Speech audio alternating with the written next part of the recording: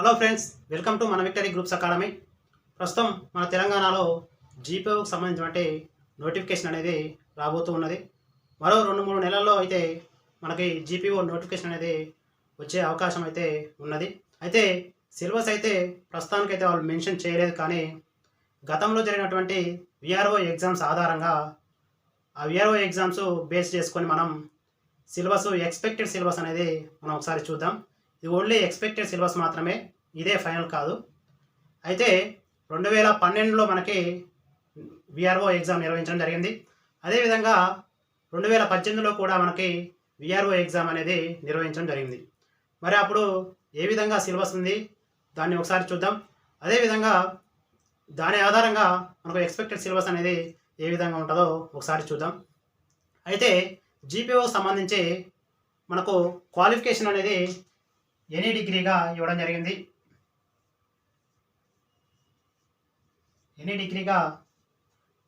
జరిగింది. అదేవిధంగా age relaxation వచ్చేసి 18 to 34 అని ఇవ్వడం జరిగింది. అదేవిధంగా మనకి ఎస్సీ ఎస్టీకి సంబంధించి మరో 5 years ఎక్స్టెండ్ చేశారు. అయితే దీని గురించి కొద్దిగా ఏజ్ అనేది పెంచే అవకాశం ఉందని నేను అనుకుంటున్నాను. చూడాలి, ఇక క్లారిటీ అయితే రాలేదు. అదేవిధంగా సిలబస్ వచ్చేసి ఏ విధంగా ఉంది, మరి డిస్ట్రిక్ట్ వైజ్ వేకెన్సీస్ అనేవి గతంలో ఒక 2 months బ్యాక్ మనకు డిస్ట్రిక్ట్ వైజ్ వేకెన్సీస్ అనేది రావడం జరిగింది. దాని ప్రకారం ఒకసారి చూద్దాం. అయితే సిలబస్ అనేది గతంలో ఏ విధంగా ఉంది, ఇప్పుడు ఏ విధంగా రాబోతున్నదో ఒకసారి అయితే మనం చూద్దాం. అయితే మనకు 2012లో విఆర్ఓ ఎగ్జామ్ అనేది జరిగింది. 2012లో అప్పుడు పేపర్ ఏ విధంగా ఉంది అంటే మొత్తం 100 మార్క్స్గా మనకు ఇవ్వడం జరిగింది. ఈ 100 మార్క్స్లో ఒకటి 60 మార్క్స్ వచ్చేసి జిఎస్ లేదా దానినే జీకేగా చెప్పడం జరుగుతుంది. 60 మార్క్స్ జిఎస్గా ఇవ్వడం జరిగింది. ఇక రెండో వచ్చేసి మరో 40 మార్కులు వచ్చేసి మనకు అర్థమెటిక్ అండ్ రీజనింగ్ పార్ట్ ఇవ్వడం జరిగింది. ఓకే, 60 మార్కులు వచ్చేసి జిఎస్ మరియు మరో 40 మార్కులు వచ్చేసి అర్థమెటిక్ అండ్ రీజనింగ్గా ఇవ్వడం జరిగింది. అదేవిధంగా 2018లో కూడా మనకి విఆర్ఓ ఎగ్జామ్ అనేది నిర్వహించడం జరిగింది. అందులో 150 మార్కులు గాను ఒక పేపర్ అనేది పెట్టడం జరిగింది. అయితే దానిలో జిఎస్ వచ్చేసి మనకు 75 మార్క్స్గా, అదేవిధంగా arithmetic and reasoning and general English వచ్చేసి మనకు 75 మార్క్స్, టోటల్ 150 మార్క్స్గా ఒక పేపర్గా మనకు 2018లో విఆర్ఓలో నిర్వహించడం జరిగింది. అయితే దీని ఆధారంగా మనం ఒక ఎక్స్పెక్టెడ్ సిలబస్ అనేది ఒకసారి చూసుకుందాం. 2012లో ఏ విధంగా ఉంది, 2018లో ఏ విధంగా ఉంది. అయితే జిఎస్ విషయానికి వస్తే మనకు గ్రూప్ 2లో కావచ్చు, గ్రూప్ 3లో కావచ్చు, గ్రూప్ 4 కావచ్చు, జిఎస్ అనేది కామన్గా ఉండడం జరుగుతుంది. సేమ్ సిలబసే ఉండడం జరుగుతుంది. అయితే ఆ జిఎస్లో ఎటువంటి టాపిక్స్ ఉంటాయో ఒకసారి మనం చూద్దాం. అయితే జిఎస్ విషయానికి వస్తే ఒకటి కరెంట్ అఫైర్స్ ఉంటుంది. ఈ కరెంట్ అఫైర్స్ విషయానికి వస్తే మనకు 3 పార్ట్లుగా ఉండడం జరుగుతుంది. ఒకటి ఇంటర్నేషనల్ కరెంట్ అఫైర్స్, అదేవిధంగా నేషనల్ ఉంటుంది, నేషనల్ కరెంట్ అఫైర్స్, అదేవిధంగా మనకు లోకల్ అంటే తెలంగాణకు సంబంధించిన కరెంట్ అఫైర్స్ అనేది ఉండడం జరుగుతుంది.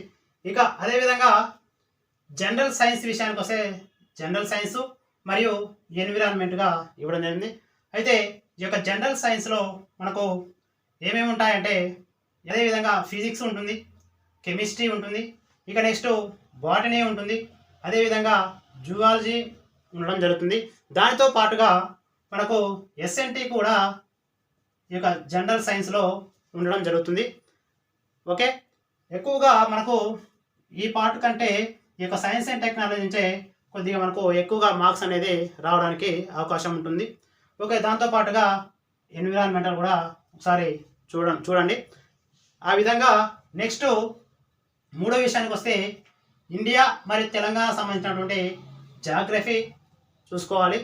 అదేవిధంగా డిజాస్టర్ మేనేజ్మెంట్ కూడా ఇవ్వడం జరిగింది.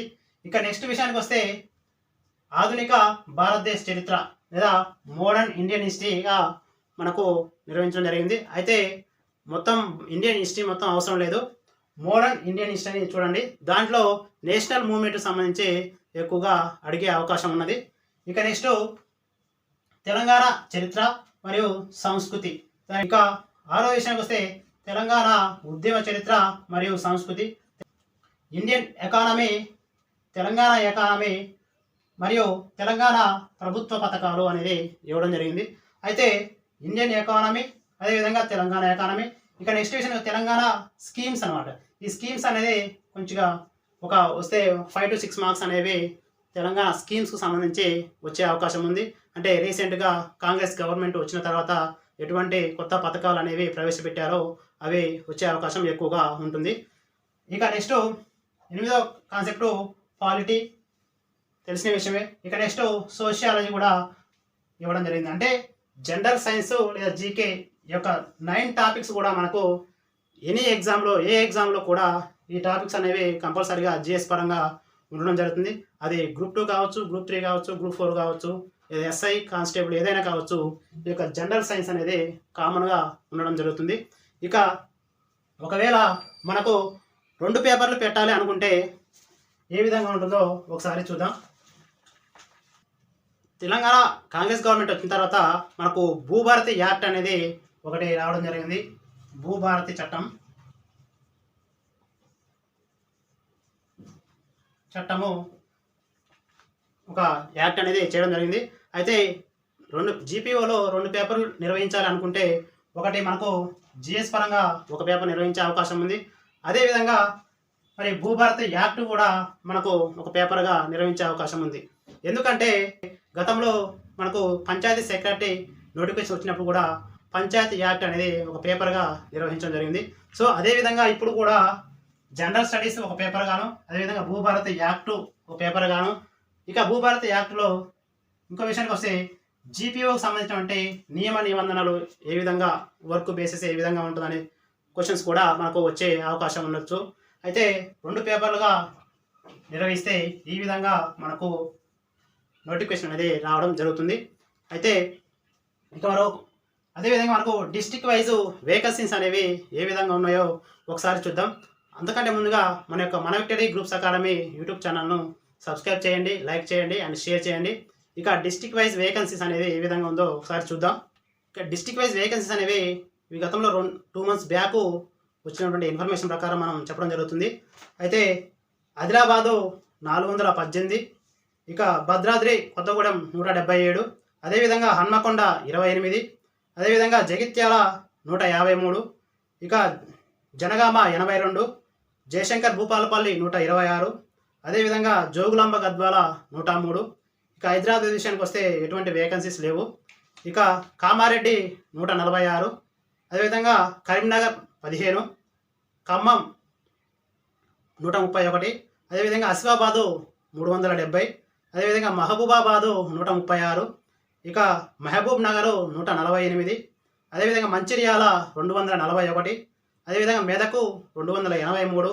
ఈ విధంగా నెక్స్ట్ మేడ్చల్ మల్కాజ్గిరి 75, అదేవిధంగా ములుగు 281, నాగర్ కర్నూలు 239, అదేవిధంగా నల్గొండ 291, ఇక నారాయణపేట 116, అదేవిధంగా నిర్మల్ 331, అదేవిధంగా నిజామాబాదు 187, ఇక పెద్దపల్లి 132, రాజన్న సిరిసిల్ల 94, అదేవిధంగా రంగారెడ్డి 288, ఇక సంగారెడ్డి 376, సిద్దిపేట 209, అదేవిధంగా సూర్యాపేట 84, వికారాబాదు 359, అదేవిధంగా వనపర్తి 111, వరంగల్ 8, అదేవిధంగా యాదాద్రి 172 పోస్టులకు గాను మనకు గతంలో 2 months బ్యాక్ అనేది ఇవి ఇవ్వడం జరిగింది.